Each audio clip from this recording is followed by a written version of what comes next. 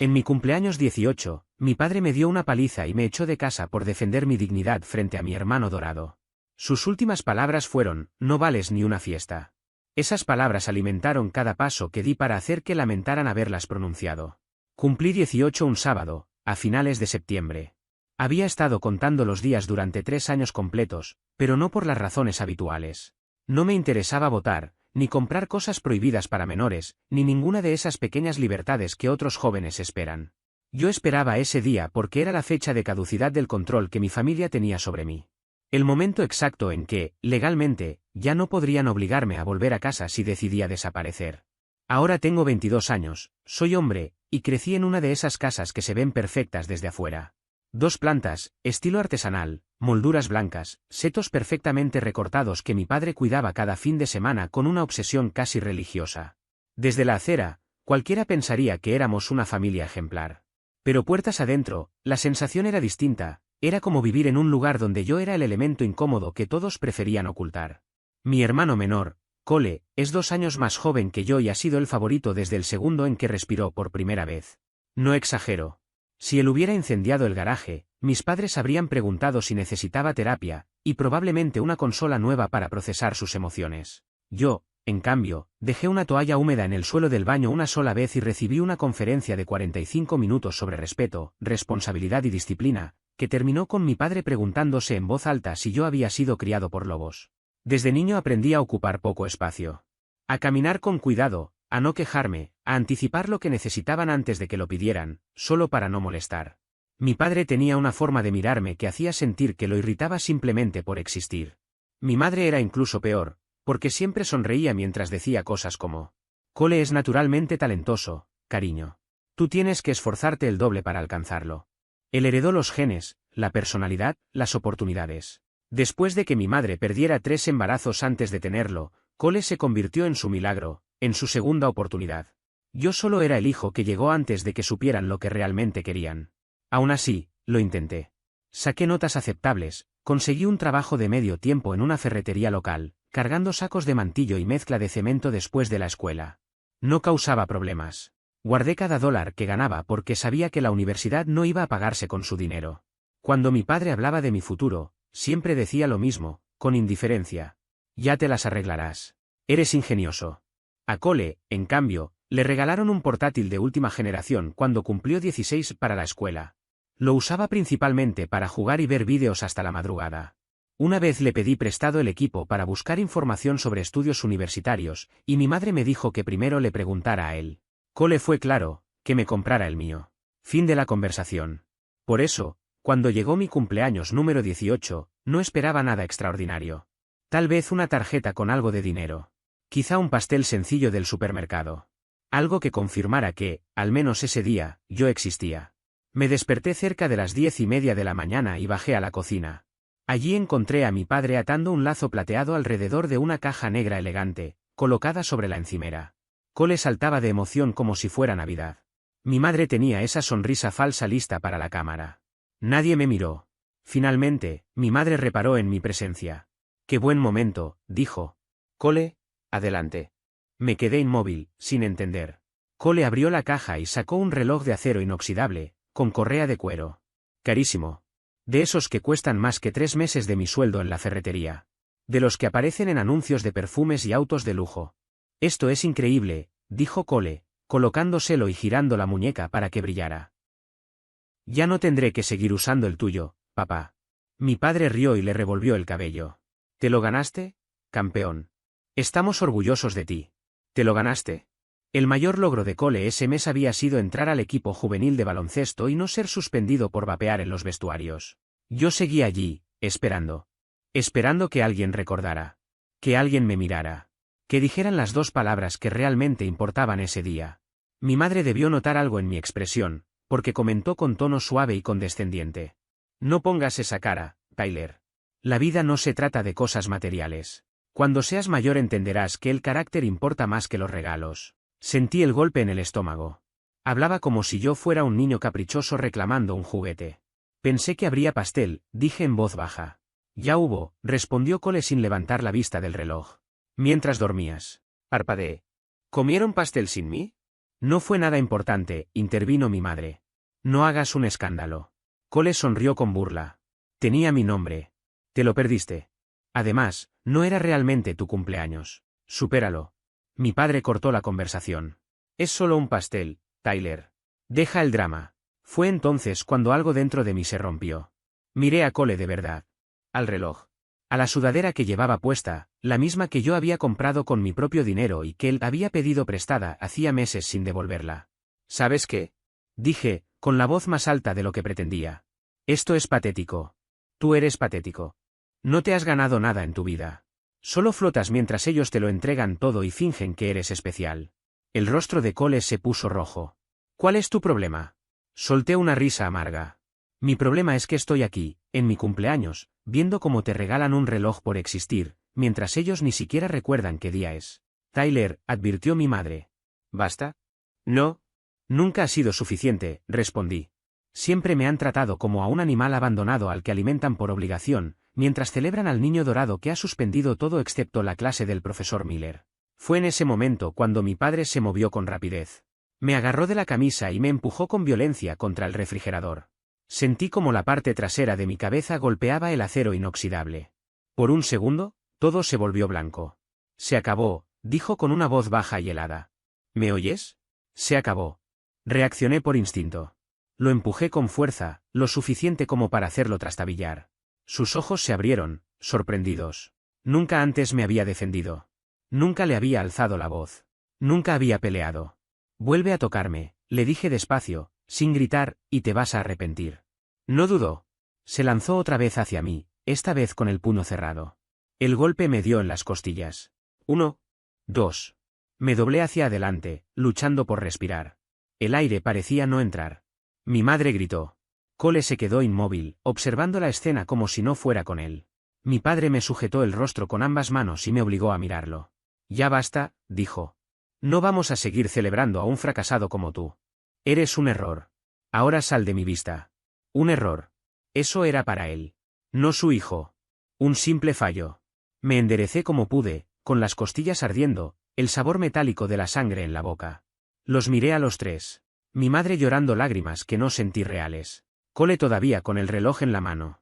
Mi padre respirando con dificultad, los puños tensos. Y en ese momento entendí algo con total claridad, nunca iban a quererme. No importaba cuánto me esforzara, cuán silencioso fuera, cuánto intentara desaparecer dentro de esa casa. Nunca iba a ser Cole. Así que tomé una decisión.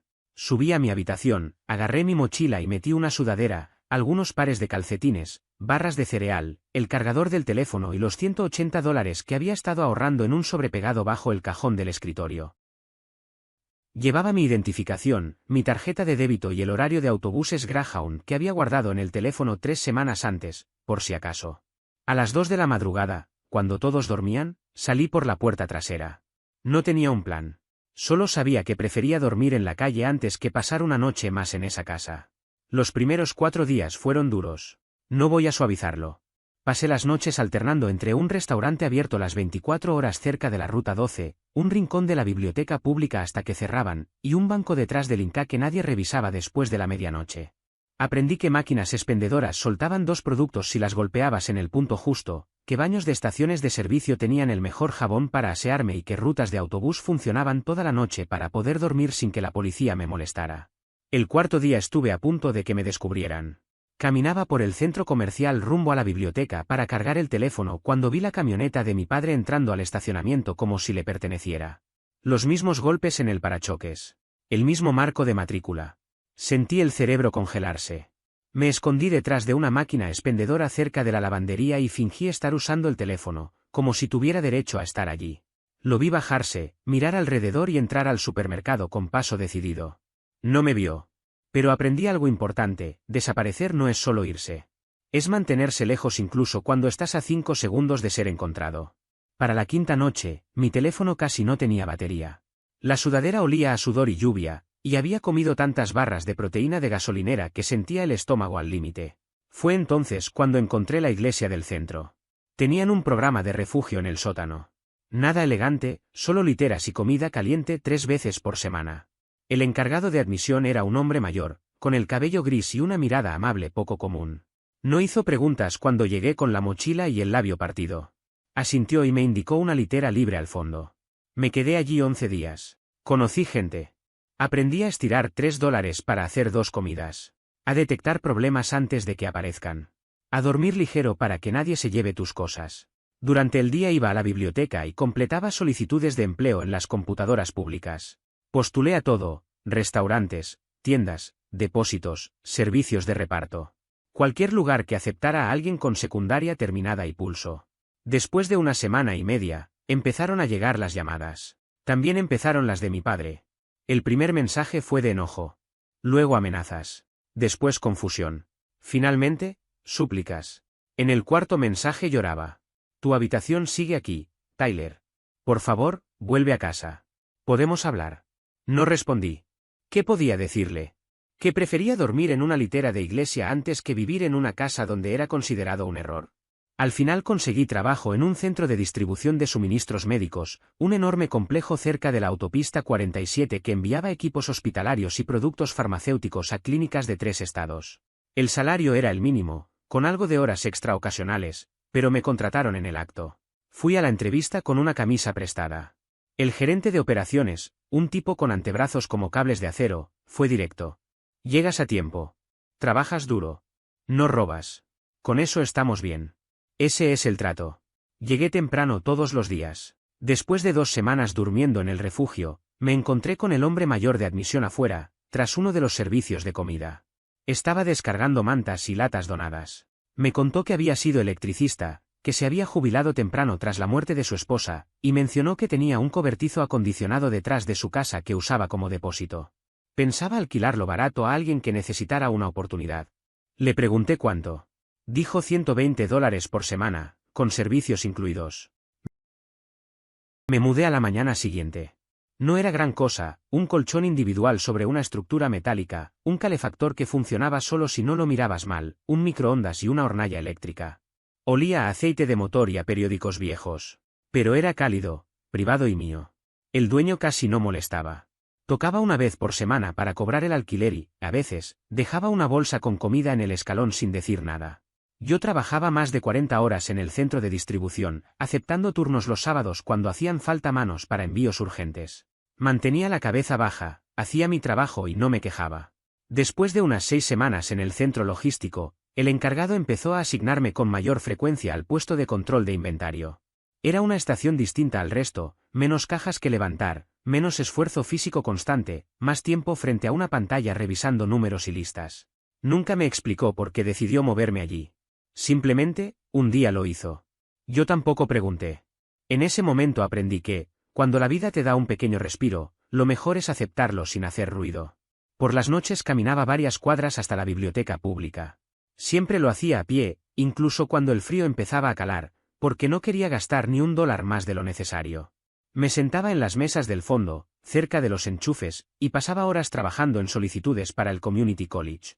Había perdido algunos plazos importantes mientras todo se desmoronaba, pero la inscripción de primavera todavía seguía abierta.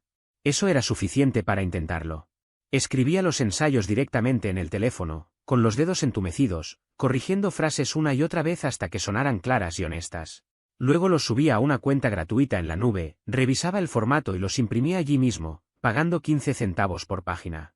Cada hoja que salía de la impresora representaba una pequeña decisión financiera. Cada tarifa de solicitud dolía. $40 aquí, 50 allá. Sumaban rápido. Aún así, los pagaba. No se lo dije a mis padres. No se lo dije a nadie. Era algo solo mío, algo que no podían sabotear si no sabían que existía. Para comienzos de diciembre ya me había adaptado al ritmo del centro. Empezaba a reconocer caras, a memorizar nombres, a anticipar problemas antes de que aparecieran. Era una sensación extraña, casi incómoda, como si por primera vez en mucho tiempo estuviera construyendo algo real con mis propias manos, aunque fuera invisible para los demás. Mi teléfono todavía vibraba de vez en cuando con llamadas de números desconocidos. Casi siempre eran mensajes de voz que borraba sin escuchar. No quería darles espacio en mi cabeza. Supuse que ya habrían seguido adelante. Tal vez habían convertido mi antigua habitación en un gimnasio improvisado, una oficina, o simplemente un trastero. No me importaba, o al menos eso me decía. Hasta que llegó el correo. Un día, A principios de diciembre, recibí un mensaje del orientador de mi escuela secundaria. El asunto era breve, formal, inofensivo a simple vista. Lo abrí. Tyler, espero que este mensaje te encuentre bien y a salvo. Quería informarte que tu solicitud de expediente académico ha sido cancelada. Lo leí una vez. Luego otra más. 5 veces en total, como si en algún punto las palabras fueran a cambiar. No lo hicieron. Llamé de inmediato. La orientadora confirmó todo con una calma profesional que me dolió más de lo que esperaba. Mis padres habían contactado a la escuela 3 semanas antes. Dijeron que yo había decidido no continuar estudios superiores. Solicitaron que mis registros quedaran inactivos y que se detuviera cualquier comunicación relacionada con postulaciones universitarias. Algunos plazos ya habían vencido. Una beca estatal para la que estaba siendo considerado había desaparecido. No por falta de mérito. No por falta de esfuerzo. Por una llamada que yo no había hecho. Pasé los siguientes 3 días corrigiendo el daño. Llamadas interminables, correos explicativos, documentos reenviados, solicitudes de reactivación. La orientadora hizo todo lo que pudo, escribió cartas, habló con oficinas, intercedió por mí. Aún así, algunas puertas ya se habían cerrado para siempre. Esa noche me senté solo en el cobertizo. No había música. No había distracciones. Solo la pared frente a mí y el sonido lejano del viento. Y lo entendí. No solo habían terminado conmigo. Estaban intentando detenerme activamente. Bloquear cualquier posibilidad de futuro antes de que pudiera demostrar que estaban equivocados. Ahí fue cuando algo cambió. Dejé de sentir tristeza. Dejé de preguntarme qué había hecho mal. En su lugar apareció algo distinto. Frío. Claro. Empecé a planificar. El invierno cayó con dureza. El cobertizo apenas tenía aislamiento y el calefactor portátil solo funcionaba si lo colocabas en el punto exacto. Dormía con 3 capas de ropa, calcetines dobles, el cuerpo encogido para conservar el calor. Algunas noches el frío me despertaba antes del amanecer. En el trabajo, la temporada navideña multiplicó la carga. Turnos dobles casi todas las semanas. La espalda ardiendo. Las manos agrietadas y llenas de cortes. Pero cada turno extra significaba $70 más. $70 menos de distancia entre yo y la matrícula. Con el tiempo, el encargado empezó a rotarme en tareas de coordinación logística. Menos esfuerzo físico, más análisis. Resultó que se me daba bien. Me gustaba entender cómo encajaban las piezas. Una noche, justo antes de una fecha límite importante, el sistema de inventario colapsó. El pánico se extendió rápido. El encargado gritaba por teléfono con la central mientras el equipo esperaba instrucciones. Yo miré la pantalla. Había estado aprendiendo Excel y conceptos básicos de bases de datos en la biblioteca. Lo que veía era claro, una tabla de datos corrupta. Me acerqué y sugerí cargar la copia de seguridad del día anterior. ¿Sabes hacer eso?, preguntó. Puedo intentarlo. 15 minutos después, el sistema estaba en marcha. Acabas de ahorrarnos $25.000, dijo, dándome una palmada en la espalda. La noticia corrió rápido. En 2 semanas, la gente empezó a buscarme cuando algo fallaba. No hubo aumento de sueldo, pero hubo algo más importante, respeto. Para finales de diciembre tenía el dinero para la matrícula. Postulé a 3 programas. Conseguí una exención de dependencia tras presentar pruebas, cartas, documentación. Fue agotador. Pero funcionó. En enero llegaron los correos de aceptación. Los 3. Más una beca parcial. Me quedé mirando la palabra felicitaciones durante horas. Esa noche me horneé un pastel de caja. ¿Chocolate? Torcido. Un poco quemado. Escribí mi nombre con glaseado azul, Tyler. Lo comí despacio. Sin fotos. Sin testigos. Las clases comenzaron. Trabajaba por la mañana, estudiaba por la tarde y vivía en la biblioteca por la noche. Encontré un apartamento cerca del campus con 2 compañeros tranquilos. Dejé el cobertizo con gratitud y algo de dinero extra. El primer año fue duro, pero estable. El segundo fue mejor. Terminé el grado asociado y me transferí a la universidad estatal. Cuando estaba en mi 3er año, llevaba casi 3 años fuera de casa. Entonces llegó el mensaje. La casa estaba en venta. Abrid y Joe. Fotos perfectas. Muebles impersonales. Y luego, una habitación etiquetada como oficina de cole. Mi habitación. Vacía de mí. No solo me habían borrado. Me habían eliminado con intención. Investigando más, encontré los registros públicos. La hipoteca no estaba pagada. Estaban atrasados. 4 meses. Tal vez 5. Ahí entendí algo con total claridad. Habían intentado destruir mi futuro. Y habían fallado. Pero ahora, por primera vez, Eran ellos los que corrían contra el tiempo. Fue en ese momento cuando la idea empezó a tomar forma. No surgió de golpe, sino como una necesidad silenciosa. Quería ver la casa una última vez antes de que dejara de pertenecerles y, en cierto modo, antes de que dejara de ser parte de mi historia. Así que hice algo que, viéndolo en retrospectiva, rozaba lo absurdo. Esperé a que anunciaran una visita abierta al público. Había una programada para ese domingo.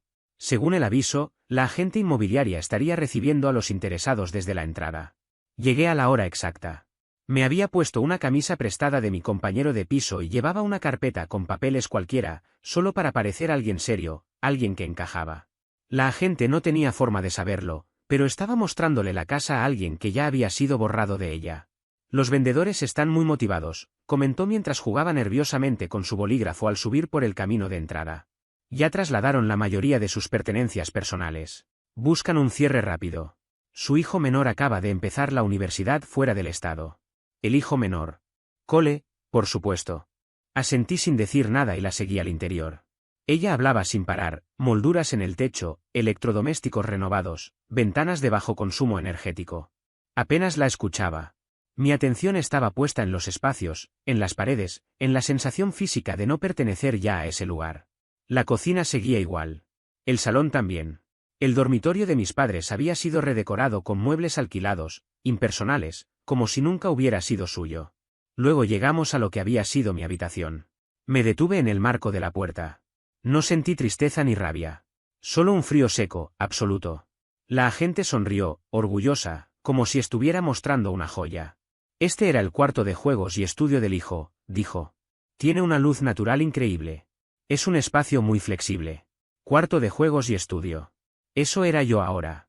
El espacio sobrante de Cole. Entré. Lo habían montado como una estación de preparación universitaria, un escritorio moderno con una lámpara, un tablón con una lista de cosas para la residencia estudiantil, folletos universitarios acomodados con cuidado sobre una mesa lateral. El nombre de Cole estaba en todas partes. Después pasamos por la habitación real de Cole. Esa sí seguía intacta. Decorada. Sus trofeos en los estantes, sus pósters en las paredes. No habían movido nada. El patio trasero fue peor. La casa del árbol que había construido con mi tío cuando tenía 13 años ya no estaba. Pasé incontables horas ahí, leyendo, escapando, existiendo. Ahora solo quedaba un rectángulo de tierra removida y algunos pernos oxidados sobresaliendo de postes podridos. La agente notó que me quedé mirando. Los propietarios mencionaron que retiraron una estructura antigua, explicó. Por temas de responsabilidad. Asentí otra vez. No dije nada. Ella me dio unos segundos, quizá percibiendo que algo no encajaba en mi silencio. ¿Quiere ver el garaje antes de terminar?, preguntó con un tono demasiado alegre. La seguí por la puerta lateral. El garaje estaba lleno de cajas de mudanza y contenedores de plástico apilados contra la pared del fondo.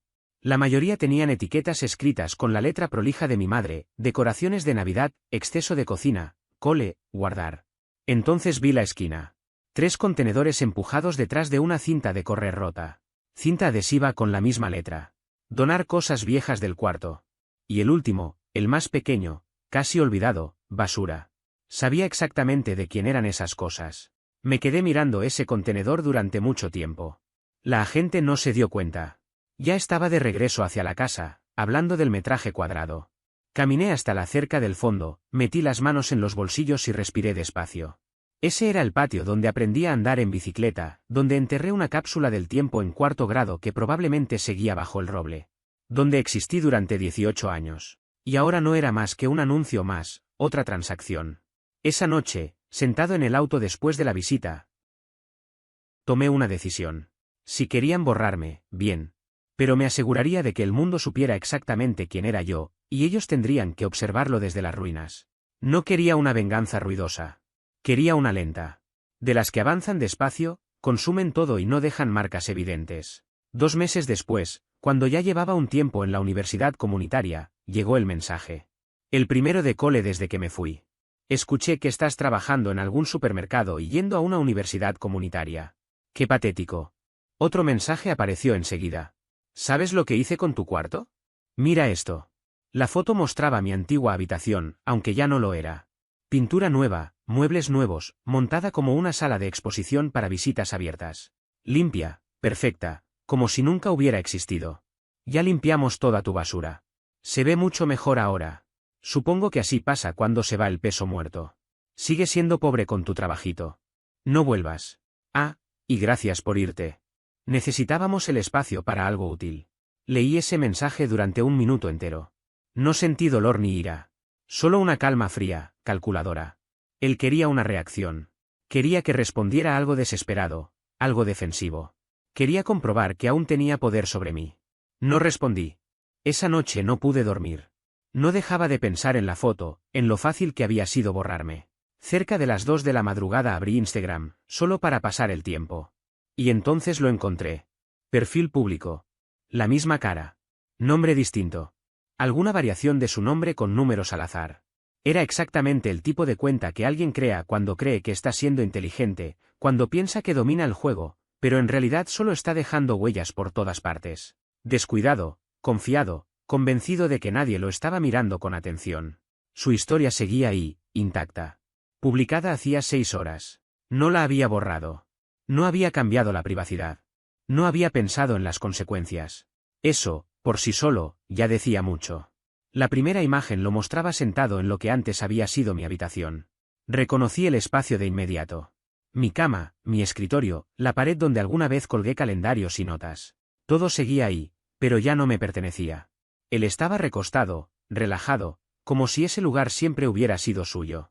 El texto sobre la imagen decía: peso muerto eliminado por fin. Sentí una presión seca en el pecho, pero no fue rabia. Fue claridad. La segunda historia era un vídeo frente al espejo del baño. Sonreía, se acomodaba el cabello, se grababa desde un ángulo calculado. Seguro había repetido la toma varias veces antes de subirla. El mensaje decía: el hijo dorado sigue ganando. No dudé ni un segundo. Hice capturas de ambas historias de inmediato. Me aseguré de que el nombre de usuario estuviera perfectamente visible, junto con la hora exacta de publicación. Verifiqué 2 veces antes de guardar. Luego seguí deslizando. Entré a sus historias destacadas. Una tras otra. Meses enteros de publicaciones acumuladas sin ningún tipo de filtro. Fotos, vídeos, textos impulsivos. No había prudencia ni cuidado. Era como si jamás hubiera considerado que todo eso podía ser visto fuera de su círculo inmediato. Como si la palabra responsabilidad no existiera en su vocabulario. Y entonces apareció lo que no esperaba encontrar con tanta facilidad. Un destacado llamado Real Talk. Ahí estaba todo, sin adornos. Cole aparecía riéndose con sus amigos, cerveza en mano, contando cómo había copiado un examen completo de cálculo. En otra historia, se burlaba abiertamente de que su novia le escribía los ensayos de literatura mientras él se dedicaba a salir de fiesta.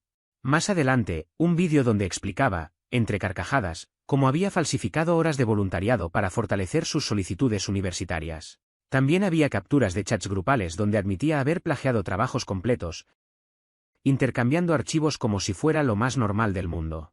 Nada estaba oculto. Nada estaba cifrado. Nada era privado. Todo era público, evidente, casi insultante en su estupidez. Hice capturas de absolutamente todo. Cada imagen, cada vídeo, cada conversación. Me tomé el tiempo de revisar una por una para asegurarme de que en todas se vieran claramente el nombre de usuario y las marcas de tiempo. No dejé nada al azar. Luego me envié todo por correo electrónico como respaldo inmediato, por si algo fallaba en mi dispositivo. Después abrí mi portátil. Dentro de la carpeta que ya tenía etiquetada como casa, creé una nueva. La llamé pruebas. El nombre era simple, directo, imposible de malinterpretar. Fue en ese momento cuando tomé una decisión definitiva. Ya no iba a limitarme a sobrevivir. No más avanzar en silencio esperando que, algún día, el karma hiciera su trabajo. No más construir mi vida con la esperanza de que la justicia llegara sola, tarde o temprano. Si algo había aprendido, era que la justicia rara vez aparece sin que alguien la empuje. Yo iba a convertirme en el karma. El primer paso era la información. Información real, verificable. No rumores ni conversaciones de pasillo, sino datos sólidos. De los que se esconden en documentos oficiales, en archivos olvidados, en registros públicos que casi nadie revisa porque requieren tiempo y paciencia. Organicé todo como si estuviera armando un caso legal, porque, en el fondo, eso era exactamente lo que estaba haciendo. En mi computador tenía una carpeta principal llamada Casa y dentro de ella otra titulada No me mientas. PDFs descargados de sitios oficiales, capturas de pantalla con fechas resaltadas, enlaces del condado guardados, actas, permisos. Todo clasificado, nombrado con criterio, ordenado cronológicamente. Además, llevaba un archivo de notas donde registraba quién había dicho qué, cuándo y en qué contexto. Nada quedaba suelto. También imprimí lo más grave. Papel común, una carpeta barata, fundas plásticas compradas en una papelería cualquiera. Sostener las pruebas con las manos hacía que todo se sintiera más real, más tangible. No era solo información en una pantalla. Era algo que existía. Durante las 2 semanas siguientes me dediqué a investigar cada detalle relacionado con la venta de la casa. No necesité contactos secretos ni accesos ilegales. Todo estaba al alcance de cualquiera que supiera buscar. Registros públicos, permisos de obra, gravámenes antiguos, anotaciones del MLS, actas de la Asociación de Propietarios, expedientes judiciales olvidados. La información estaba ahí, esperando a alguien con la paciencia suficiente para unir los puntos. Y entonces apareció algo clave. El sótano se había inundado 3 veces en los últimos 7 años. No era un rumor ni una sospecha. Estaba documentado. Fallas repetidas en la bomba de agua, daños por humedad, grietas en la base estructural. Reparaciones rápidas, baratas, claramente pensadas para disimular, no para resolver. Nada llamativo en una visita superficial, pero lo suficientemente grave como para convertirse en un problema serio para cualquier comprador que supiera lo que estaba mirando. Y que no figuraba en las declaraciones actuales de los vendedores. Nada. Ni una sola mención de las inundaciones. Ni una palabra sobre las grietas. Ni una línea sobre los daños estructurales. Eso no era un descuido. Era ocultamiento deliberado. Fraude inmobiliario real. Motivo suficiente para anular una venta, iniciar acciones legales y arruinar cualquier apariencia de honestidad. Guardé cada documento. Imprimí copias adicionales. Subí respaldos a 3 cuentas distintas en la nube, con contraseñas diferentes. No iba a perder nada por un error técnico. Pero la evidencia, por sí sola, no era suficiente. Necesitaba algo más importante, el momento correcto. Contacté a alguien con quien no hablaba desde hacía años. Un antiguo compañero de la preparatoria. Habíamos corrido atletismo juntos. Él terminó trabajando en análisis de datos y ahora hacía investigaciones de antecedentes para pequeños despachos legales. No éramos amigos cercanos, pero una vez lo ayudé cuando su auto se averió y necesitaba llegar a una entrevista universitaria. Al parecer, no lo había olvidado. Nos reunimos en una cafetería cerca del campus. Un lugar neutral. Ruido constante, mesas pequeñas. Le expliqué solo lo necesario. Nada personal, nada emocional. Solo datos, historial de la propiedad, permisos, reclamos de seguros, registros que un comprador común jamás revisaría por falta de tiempo o conocimiento. Sonrió, se estiró los dedos como quien se prepara para trabajar y dijo: «Dame 3 días». Me entregó todo en 48 horas. No hackeó nada. No cruzó ninguna línea legal. Simplemente sabía dónde mirar. Encontró permisos de obra que mostraban 3 proyectos distintos de impermeabilización en 6 años. Facturas de contratistas que Miller había presentado a la Asociación de Propietarios solicitando reembolsos por problemas de drenaje compartido. Actas de reuniones del JOA donde el tema aparecía una y otra vez. Anotaciones antiguas del MLS que mencionaban humedad leve en el sótano cuando compraron la casa. Incluso encontró un caso en un tribunal menor donde un dueño anterior había demandado por daños por agua antes de que mis padres adquirieran la propiedad. El problema era mucho más serio de lo que yo había imaginado. No eran filtraciones ocasionales. Había grietas estructurales importantes, agua entrando por las paredes cada vez que llovía con fuerza. La bomba era apenas una solución temporal. La reparación real costaría, como mínimo, 35.000. Y lo sabían. Había un permiso de obra de hacía 8 meses donde Miller describía el trabajo como reparación temporal de impermeabilización. Habían hecho lo mínimo indispensable y ocultado el resto. Los tenía. Pero aún no era el momento de mover la pieza final. Mientras tanto, seguí avanzando con mi vida. La universidad me invitó a hablar en el evento de otoño para estudiantes de primera generación. Querían que alumnos avanzados que hubieran superado dificultades compartieran su historia. Personas que habían llegado lejos sin apoyo familiar y se habían mantenido firmes. El evento sería a finales de octubre. Auditorio lleno.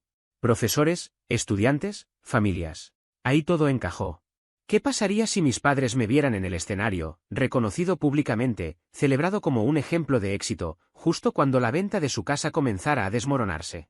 ¿Qué pasaría si la imagen perfecta que habían construido empezara a romperse, no por mis gritos ni mis reclamos, sino por mi calma? No necesitaba confrontarlos. No necesitaba explicar nada. Solo necesitaba dejar que la verdad hiciera su trabajo en el momento exacto. Empecé a mover las piezas. Organicé los documentos. Preparé las pruebas de fraude. Todo estaba listo, guardado, clasificado, esperando ser usado cuando el escenario estuviera completo. Contacté al departamento de comunicaciones de la universidad y confirmé que mi historia sería destacada. Perfil completo. Fotografías. Difusión institucional. Dije que sí a todo. Asentí, acepté, seguí adelante sin discutir. Pero siempre supe que todavía tenía una carta más bajo la manga. No era algo grande por sí solo, no una bomba inmediata, sino una acumulación paciente de pequeñas verdades incómodas. Las capturas de pantalla de Cole, sacadas directamente de su perfil de Finina, llevaban meses guardadas en una carpeta que yo llamaba recibos. Publicaciones donde se jactaba de haber copiado exámenes, de haber falsificado horas de voluntariado, de haber plagiado ensayos completos sin el menor remordimiento. Nada de eso, visto de manera aislada, parecía suficiente para destruir a nadie. Pero empaquetado correctamente y enviado al lugar adecuado, podía convertirse en otra cosa. No quería arruinarle la vida. No era venganza pura. Solo quería recordarle algo que él parecía haber olvidado desde siempre: nadie es intocable para siempre. Esperé hasta octubre. Cuando llegó, supe que era el momento de empezar. La charla de orientación universitaria estaba programada para un jueves por la tarde. La había ensayado decenas de veces solo, caminando por mi pequeño departamento, buscando el equilibrio justo entre seguridad y honestidad, sin sonar artificial. La universidad quería un discurso inspirador. Yo decidí darles algo real. Hablé de crecer sintiéndome invisible. De trabajar en 2 empleos solo para pagar las tasas de postulación. De haber dormido en un refugio de una iglesia y aprender a estirar $3 para convertirlos en 2 comidas. Conté el momento exacto en que entendí que no necesitaba el permiso de nadie para existir. Hablé de cómo logré estar en la lista del decano durante 4 semestres consecutivos mientras trabajaba a tiempo parcial y me pagaba los estudios solo. El auditorio estaba lleno. Tal vez 300 personas, quizá más. Estudiantes nuevos, padres, profesores. Y en algún lugar, mirando la transmisión en línea, mis padres. Esa misma noche, la universidad subió el vídeo completo a su sitio web. 3 horas después, ya se había compartido 40 veces. Para la mañana siguiente, más de 100 antiguos compañeros habían comentado. Profesores me escribieron. Desconocidos me enviaron mensajes diciendo que habían vivido algo parecido y que escucharme les había dado esperanza. Y mis padres lo vieron. Lo sé porque alguien me reenvió una captura del comentario que mi madre dejó en una publicación compartida. Decía que mi historia estaba llena de exageraciones, que algunas personas simplemente no sabían valorar los sacrificios de sus familias. Pasivo-agresiva, defensiva, perfectamente calculada. Estaba alterada. Y yo todavía no había terminado. Lo que más me sorprendió fue la velocidad con la que todo escapó de mi control. La página comunitaria del pueblo tomó la historia, porque en los pueblos pequeños la vida ajena es entretenimiento gratuito. Alguien compartió el artículo. Otro publicó la captura del comentario de mi madre. Y pronto los comentarios se transformaron en ese tipo de chisme disfrazado de preocupación que en realidad es puro drama. Al día siguiente, la agente inmobiliaria desactivó los comentarios de su anuncio. No fue coincidencia. Fue control de daños. Mientras el perfil de mi familia circulaba por internet, ejecuté la fase 2. Los compradores de la casa estaban en el periodo final de inspección. Todo avanzaba hacia el cierre. Ya tenían el financiamiento asegurado, estaban empacando, mentalmente comprometidos con que esa sería su nueva casa. Fue entonces cuando envié el paquete. Anónimo. Imposible de rastrear. Reenviado a través de un servicio de mensajería de terceros. Dentro había un pendrive. Historial de permisos municipales mostrando trabajos repetidos de impermeabilización. Fotos del anuncio del Open House donde se veían manchas sospechosas en las paredes. Capturas de las actas de la asociación de vecinos hablando de problemas de drenaje compartido. Copias de notas antiguas del MLS donde se mencionaba humedad. Documentos del Tribunal de Reclamos Menores por una demanda del propietario anterior. Y una carta escrita, clara y directa. Esta propiedad presenta daños estructurales no declarados. Los vendedores tenían conocimiento de ellos y los ocultaron deliberadamente. Si usted cierra la compra, la responsabilidad pasará a ser suya. Pregunte a la gente por los permisos de impermeabilización y los problemas de cimientos registrados en los archivos del condado. Observe su respuesta. 4 días después, el anuncio desapareció. Los compradores se retiraron sin dudarlo. Así funciona el mercado inmobiliario. Una vez que un inspector documenta filtraciones de agua y daños en los cimientos, y el agente del comprador lo deja por escrito exigiendo reparaciones o compensaciones, ese agente tiene la obligación legal de divulgarlo en adelante. La agente vendedora ya no podía ocultarlo. Si lo intentaba, arriesgaba su licencia. El correo formal circuló. Los agentes hablan. En pueblos pequeños, hablan aún más. Cualquier futuro comprador serio habría escuchado la historia.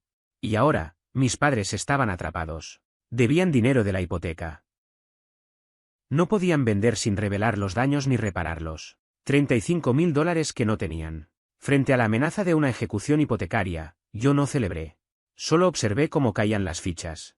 Entonces llegó la fase 3. Cole estaba postulando a universidades grandes, programas prestigiosos, apoyado en calificaciones infladas y logros falsos. Envié un solo correo electrónico, anónimo, a las oficinas de integridad académica de sus 3 principales opciones. Asunto: posible deshonestidad académica, solicitante Cole. Adjunté las capturas. Bromas sobre copiar trabajos. Presumir horas de voluntariado inventadas. Reírse de haber falsificado asistencias. No necesitaba un rechazo inmediato. Solo una marca silenciosa de «en revisión». 2 semanas después, escuché por la red informal del pueblo que su aceptación principal se había retrasado. Solicitaron documentación adicional. El comité de becas puso su caso en pausa. Nada definitivo. Nada explosivo. Solo dudas. Y Cole lo sabía. Pasaría meses revisando su correo, esperando que cayera el otro zapato, preguntándose quién lo estaba observando. Para mí, eso era suficiente. Pasaron 3 semanas tranquilas. Yo seguí yendo a clases, trabajando mis turnos, estudiando en la biblioteca. Era noviembre. Habían pasado poco más de 2 años desde que me fui de esa casa. Había cumplido 22 meses antes. Se habían perdido 2 cumpleaños. Entonces aparecieron. Me esperaban afuera de mi edificio un martes por la noche, cuando regresé del trabajo. Los 2. Mi padre parecía más viejo, encorvado, agotado. Mi madre llevaba esa calma falsa que usa cuando está a punto de desmoronarse. Tyler, dijo mi padre. Necesitamos hablar. Me detuve en la acera. No me acerqué. Ahora, respondí. Después de que la casa ya no se puede vender y las postulaciones de Cole se están cayendo. Mi padre se estremeció. No sabíamos que estaba tan mal. ¿No sabían o no les importó? Mi madre dio un paso adelante, suplicante. Hemos cometido errores. Lo vemos ahora. Pero esto tiene que parar. Estás dañando a tu familia. Solté una risa breve, fría. ¿Mi familia? ¿Dónde estaba mi familia cuando olvidaron mi cumpleaños? ¿Cuando sabotearon mis postulaciones universitarias?